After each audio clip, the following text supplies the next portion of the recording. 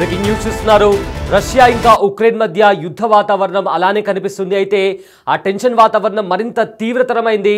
రీసెంట్గా రష్యాకు చెందిన ఒక కీలకమైన బ్రిడ్జ్ ఏదైతే ఉందో క్రెచ్ అనే బ్రిడ్జ్ని కూడా ఉక్రెయిన్ కూల్చేసింది. అయితే ఈ పేలుడుకి సంబంధించి కూడా రీసెంట్గా విజువల్స్ కూడా ప్రజెంట్ సోషల్ మీడియాలో వైరల్గా మారుతున్నాయి. అయితే రష్యా ఇంకా ఉక్రెయిన్ మధ్య హై టెన్షన్ వాతావరణం ఇంకా కొనసాగుతూనే ఉంది. రష్యాకి సంబంధించిన ఒక ఎంతో కీలకమైన ఒక బ్రిడ్జ్ని కూడా ఉక్రెయిన్ పేల్చేసింది. ఈ క్రెచ్ అనే వంతెన క్రిమియా ఇంకా రష్యాకు మధ్య ఈ బ్రిడ్జ్ అనేది ఎంతో కీలకంగా ఉంటుంది. అయితే ఈ బ్రిడ్జ్ పేరు క్రెచ్. దీనిని అండర్ వాటర్ పేలుడు పదార్థాలతో కూడా ఉక్రెయిన్ పేల్చేసింది.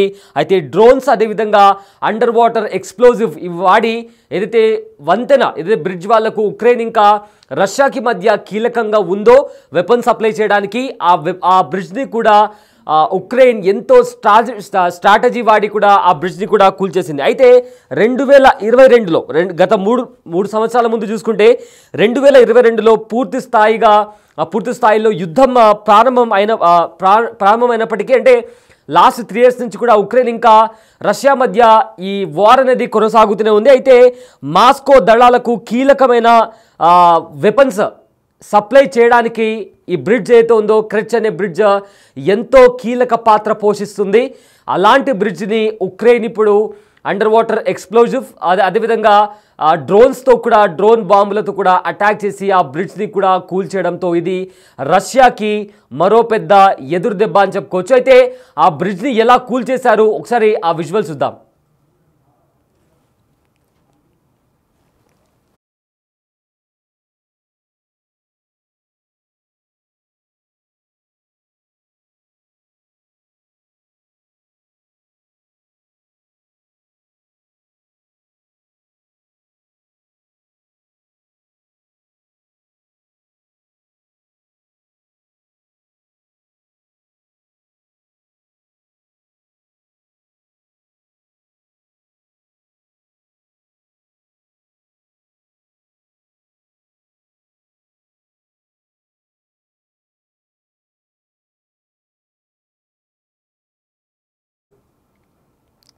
అయితే రష్యాకు అత్యంత కీలకమైన క్రిమియా వంతెనపై నీటి అడుగున జరిగిన పేలుడుకు తామే బాధ్యులమని ఉక్రెయిన్ భద్రతా సంస్థ SBU సంచలన ప్రకటన చేసింది. ఈ దాడి కోసం 1100 కిలోగ్రాముల పేలుడు పదార్థాలను ఉపయోగించినట్లు కూడా రీసెంట్గా కూడా ఉక్రెయిన్ వెల్లడించింది. ఈ ఘటనతో ఉక్రెయిన్ ఇంకా రష్యా మధ్య ఈ టెన్షన్ వాతావరణం యుద్ధ వాతావరణం అనేది మరింత తీవ్రతరమైంది. అయితే క్రిమియా దగ్గర అదేవిధంగా రష్యాతో కలిపే క్రెచ్ అనే బ్రిడ్జ్ నిర్మించిన 19 కిలోమీటర్ల పొడవైన రోడ్డు అదేవిధంగా రైలు వంతెనపై మంగళవారం తెల్లవారుజామున ఈ దాడి జరిగినట్లు కూడా SBU తెలిపింది.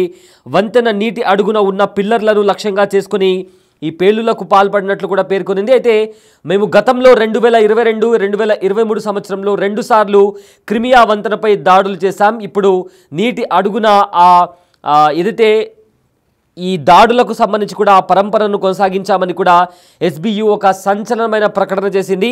ఈ ఆపరేషన్ కోసం కొన్ని నెలలుగా ప్రణాళిక రచించినట్లు కూడా SBU వివరించింది.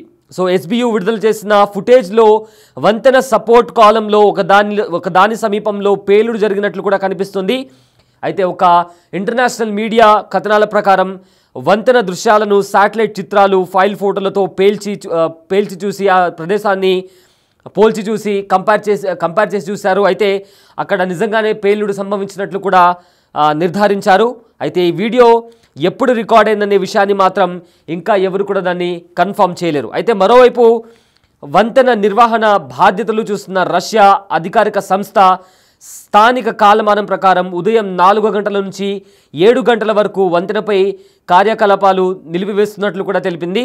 అయితే 3 గంటల పాటు మూసివేతకు అధికారికంగా ఎలాంటి కారణం చెప్పనప్పటికీ ఆ వంతెన తిరిగి తెరుచుకొని సాధారణంగా పనిచేస్తుందని కూడా ధృవీకరించింది.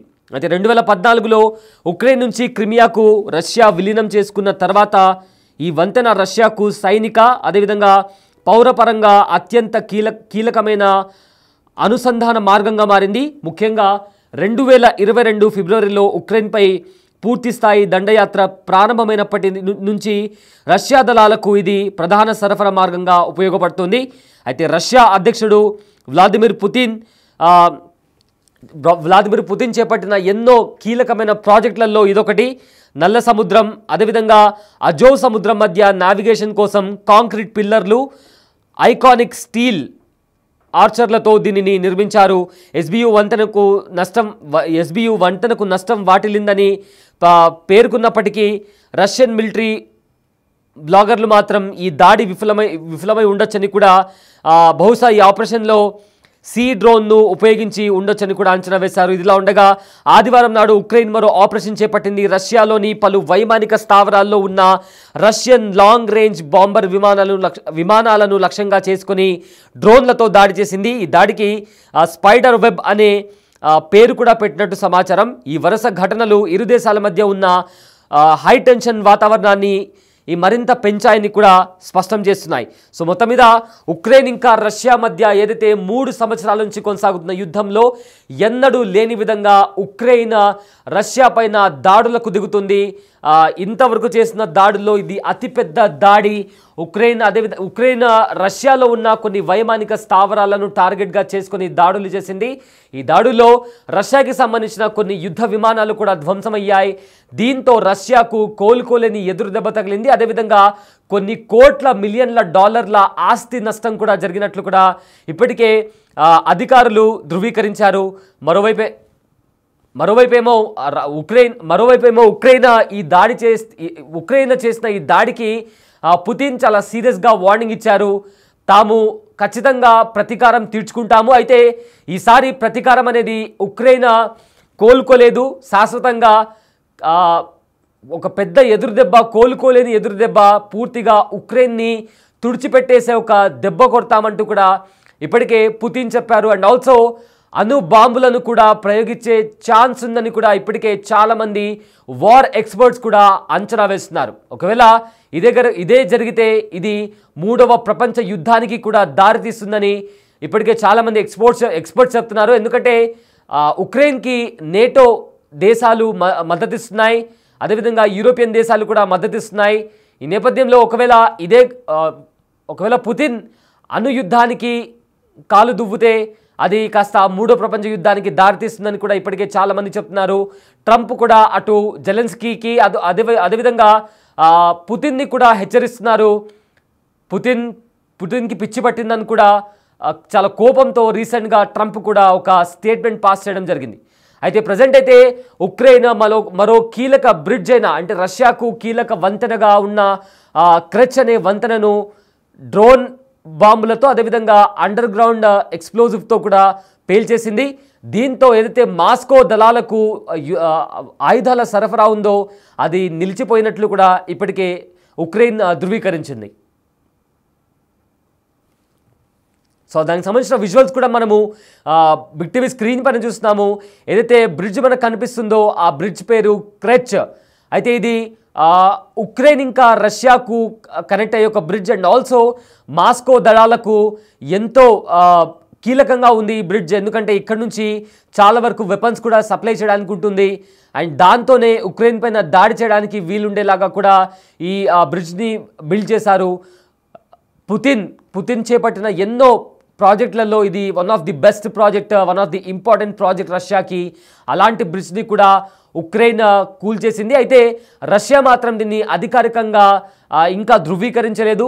అయితే ముఖ్యంగా ఈ బ్రిడ్జ్కి సంబంధించిన ఏవైతే పిల్లర్స్ ఉంటాయో ఆ పిల్లర్స్ని టార్గెట్గా కూడా ఈ బ్రిడ్జ్ని కూల్చేసినట్టు తెలుస్తుంది. అండర్ గ్రౌండ్ ఎక్స్ప్లోజివ్స్ అదేవిధంగా డ్రోన్ బాంబులతో ఈ బ్రిడ్జ్ని కూడా కూల్చేసినట్లు ఇప్పటికే ఉక్రెయిన్కి సంబంధించిన ఎస్బియు అనే భద్రతా సంస్థ ఇప్పటికే చెప్తుంది. సో మొత్తం మీద గత 4 రోజుల నుంచి కూడా ఉక్రెయిన్ చేస్తున్న దాడులకు అటు రష్యాలో చాలా వరకు కూడా రష్యాకు చాలా కోలుకోలేని ఎదురు దెబ్బ తగిలిందని చెప్పుకోవచ్చు.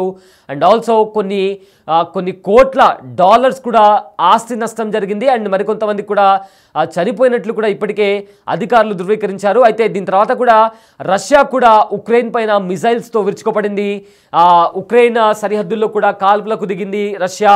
దీంతో ఇది కాస్త ముదిరి మూడో ప్రపంచ యుద్ధానికి దారితీస్తుందా అనే ఊహాగానాలు వినిపిస్తున్నాయి. అయితే అటు అమెరికాతో పాటు టర్కీ కూడా శాంతి చర్చలకు అటు ఉక్రెయిన్ని ఇటు రష్యాని కూడా ఒప్పించేందుకు ప్రయత్నం చేస్తుంది.